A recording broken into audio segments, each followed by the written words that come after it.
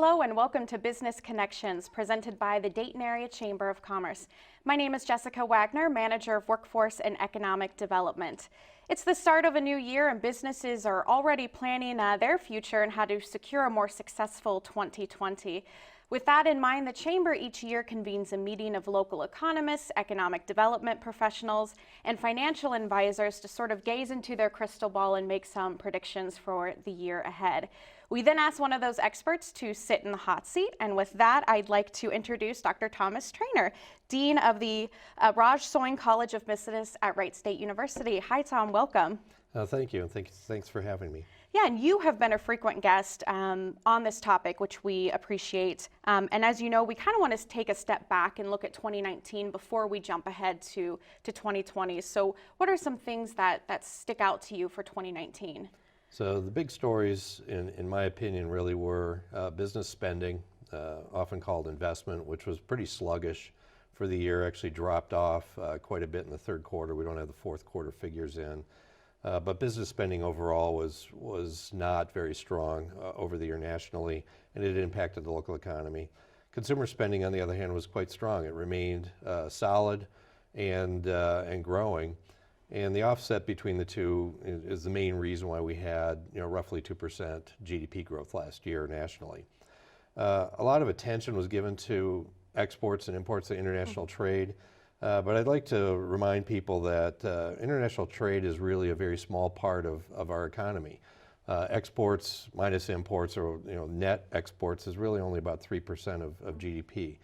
So as government policy pushes that around, it can have an effect on GDP, but it's going to be a very small effect. It's not a huge factor in our economic health. It can affect certain industries quite a bit, but by and large, the overall economy isn't impacted that much.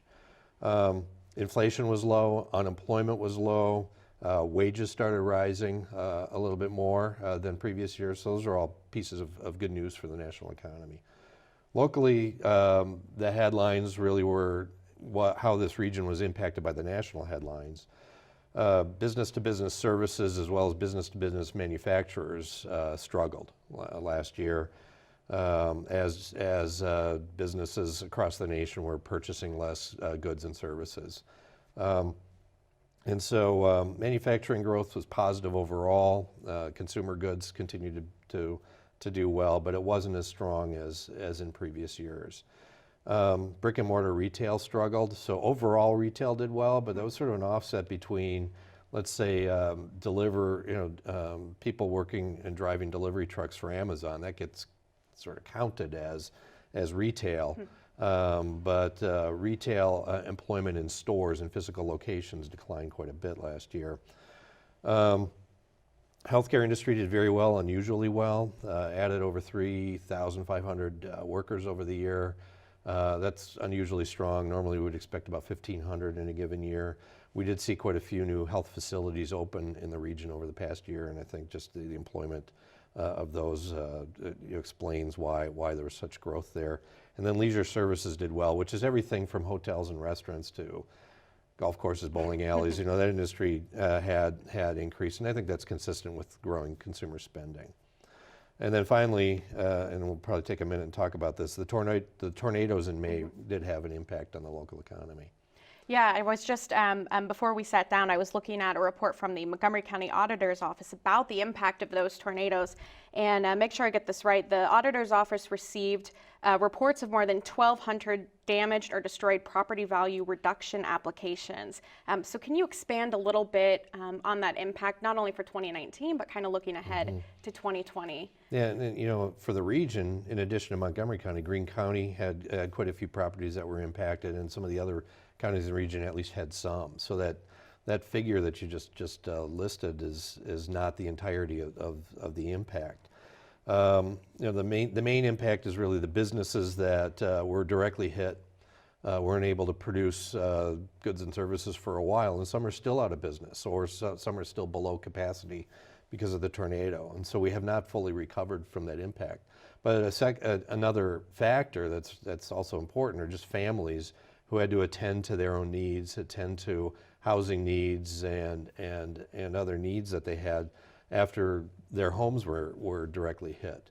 And so that also affects productivity. So this was a productivity side impact on the region, and it did have somewhat of an impact on unemployment. The only industry that was probably helped by this was construction, but in a limited way. But the construction and redevelopment of properties and repairs are going to continue through this year and probably won't even be finished by this year. So the recovery is gradual. It's already happened to some extent. It's not going to be something that we have to wait for to have any impact, but the gradual recovery won't be complete, at least for another year, if not, and probably longer than that. Yeah, and I imagine some of those businesses that suffered damage, instead of investing in new equipment, are now focused on making those repairs and kind of having to delay maybe any future expansion. Yeah, so overall growth in the region was a little slower than it had been in previous years and was a little bit further behind other comparable cities, and I think most of that could be explained with the tornadoes. So let's kind of go beyond sort of the tornado impact. You and I spoke late last year about the auto industry and manufacturing being a little soft, not only nationally, but here locally. Do you anticipate any new investment in those industries? Kind of what are we looking at there? Well, we recently learned that Fuyao is going to invest in expansion at its plant.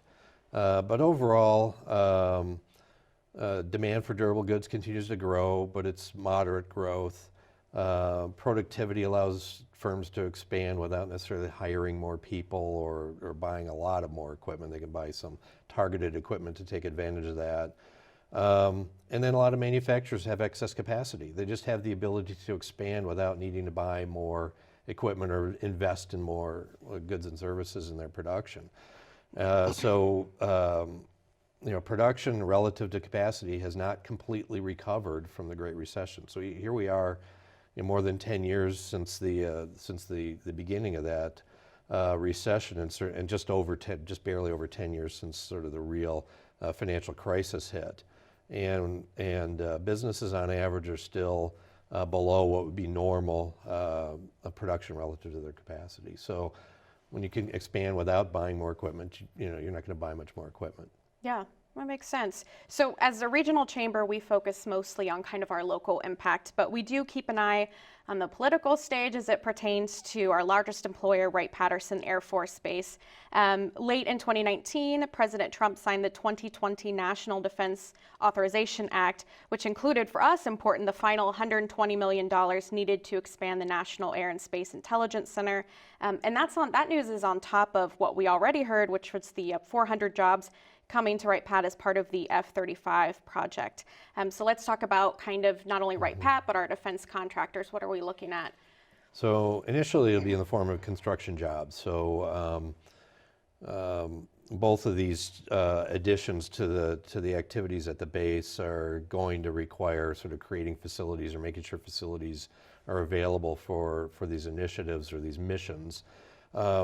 And so that'll take a little while, but it will be good for the construction industry and helpful. And I think the same thing is true for contractors. If they're going to be bringing personnel in the area, they're at least going to be leasing existing space, but they may construct space for it. But eventually these jobs will come, these full-time, long-term jobs will come. Some of them may be late this year. It's now looking like really the 2021 is when the real impact will come. But these are all high-paying jobs, or almost all very high-paying jobs. So that's going to be very good for the economy, the overall multiplier effect.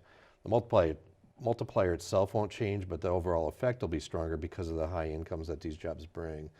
I also want to point out that the Air Force Base has really been pressing the need for employees to replace retirees, that the number of base employees who are retiring is growing sharply. And so their need to just sort of refill those positions is quite great. And overall, this is going to have a couple of positive effects for the economy. So if we can have more of those retirees remain in the area with strong pensions and healthy pensions to spend, and those positions are backfilled with new employees, that's going to be a plus. And sort of a longer-term concern that many in the region have had, and I share, is our ability to retain young professionals. Well, there's going to be a lot of positions available for very good young professionals that will be very appealing to young professionals. So I think that's going to have a positive impact on the region, just the fact that we have all these job openings available for young engineers, young business administration personnel, and other jobs as well.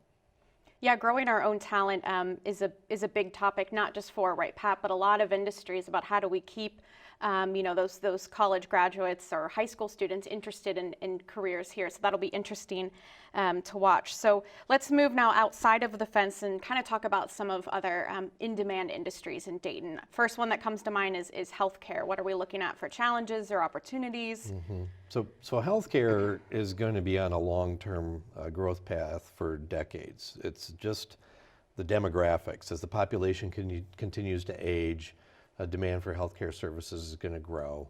And so I think that's on a steady growth path. There's other demographic reasons as well, and as well as the industry changing and just offering more and more ways to treat health issues. And so I think that industry is on a long-term growth trajectory. The fact that this region serves the major healthcare needs into eastern Indiana, sort of halfway up to Toledo, and into southeastern areas or counties southeast of the Dayton area are all opportunities for that industry to continue to grow. So I expect healthcare to continue growing, continue to create relatively high-paying job opportunities, but opportunities across all levels of education, or almost all levels of education. So I think that's a promising industry for the region. Others include business-to-business goods and services, which I think faces challenges in the sense that companies that provide often sort of data analysis or software services to other companies nationally, that industry has grown quite a bit. We have some companies in this region that are fairly large and have opportunities to grow, but have sort of grown in fits and starts rather than really strongly. So I think there's challenges that those companies are facing, but I think there continues to be tremendous opportunities there. Brick and mortar retail, I think that's going to continue facing many challenges. It's not like retail's ever going to go away, but it's going to settle in at some sort of new equilibrium eventually, where people sort of households sort of settle in on how much retail they want to do online versus how much retail they want to do in person. And until we get there, I think we're going to see more decline in employment in actual stores and storefronts. And then manufacturing. Manufacturing's been growing recently. Manufacturing output's growing a lot faster than manufacturing employment. Manufacturing wages have been stagnant for a while. So it's a mix of good news in the sense that this is still a good region for manufacturers to be located in, but not such good news for people who want to work in that industry. There is growth, but it tends to be at lower pay than manufacturing employees earned 20 years ago. Mm-hmm. And the opportunities might not grow as much, and the next time there's a recession, that's an industry that always lays off people at a greater rate than some other industries. So that's an industry that I think has promise for the region, but we don't want to over-expect what it's really going to accomplish for the region. Absolutely. So beginning of our discussion, you kind of touched on this, but let's end on talking about consumer household budgets for people like me and my husband, like you and other folks out there. Yeah, so I think households on average, and I do want to point out this really varies. You can think of a big bell curve of people that are in tremendous financial difficulty right now, even if the average consumer is doing well, all the way up to doing extremely well. And adding to their savings and being able to buy a lot of the things that they want. But on average, households' financial situations are in pretty good shape. Again, this doesn't represent everyone, but wages are rising or incomes are rising for households. We've been in a recovery for many years, so even when the economic growth rate's only about 2%, which is historically low, there's sort of a compounding effect, just like compound interest, that well, it's on top of 8.5, 9 years of steady growth that we've had since early 2009. So I guess it's actually a little more than 10 years. So ultimately, those are all positives, and so on average, I think the typical household is in pretty good shape, and should continue to be for the rest of the year. One thing I'd like to sort of point out is that the region is really trying to push entrepreneurship, and I think that this region in particular has always been dependent on entrepreneurs. And so if successful, I think, there's reason for some optimism, and there's certainly a lot of opportunities in the region for people who want help or people who are thinking of starting a business and try to seek help in getting that up and running from various nonprofits. So there's potential there. The other thing I didn't get a chance to mention, but I think workforce development is a key issue for the region.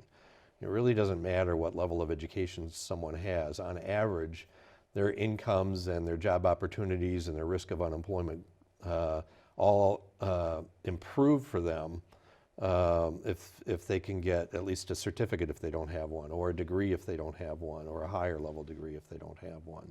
And that's a real big push in the area, and I'm happy to see that. And I think we have the institutions in the area to really allow that to happen. Yeah, absolutely. We are blessed with a lot of 4-year, 2-year kind of technical schools here, and workforce development remains, if not the number one, certainly the number 2 issue of chamber members when we survey them annually, and so that continues to be a key initiative of the chamber as well.